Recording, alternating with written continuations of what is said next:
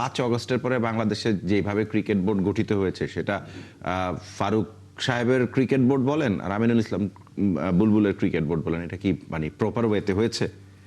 কোনোভাবেই কি প্রপার ওয়েতে হয়েছে?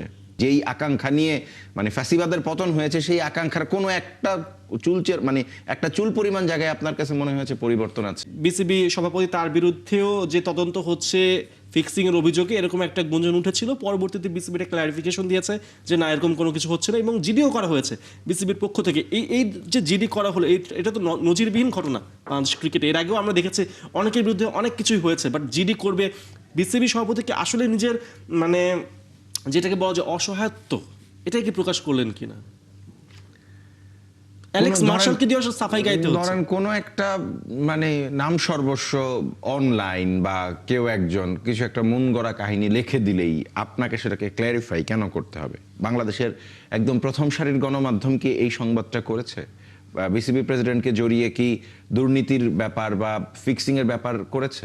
ফেসবুক বা অনলাইন পোর্টালে হাজার হাজার ধরনের মন গড়া কথা থাকে। আপনি কখন ক্ল্যারিফাই করবেন? যখন ক্ল্যারিফাই করার সময় আসবে।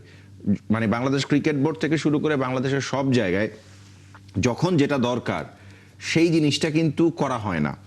আর ক্রিকেট বোর্ড বলেন 5 অগস্টের পরে বাংলাদেশে যেভাবে ক্রিকেট বোর্ড গঠিত হয়েছে সেটা ফারুক সাহেবের ক্রিকেট বোর্ড বলেন আর আমিনুল ইসলাম বুলবুলের ক্রিকেট বোর্ড বলেন, এটা কি মানে প্রপার ওয়েতে হয়েছে?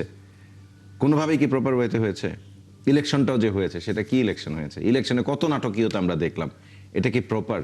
বাংলাদেশের কোনো অর্গানগুলাই মানে 5 আগস্টের আগে গত 70 বছরে মানে ফ্যাসিস্ট আমলেও একদম নিজেদের মতো হয়েছে, এবং এইটাও মানে নব্য ফ্যাসিবাদিত হয়েছে। কি নতুন পেয়েছেন? কোনো কিছু নতুন পেয়েছেন?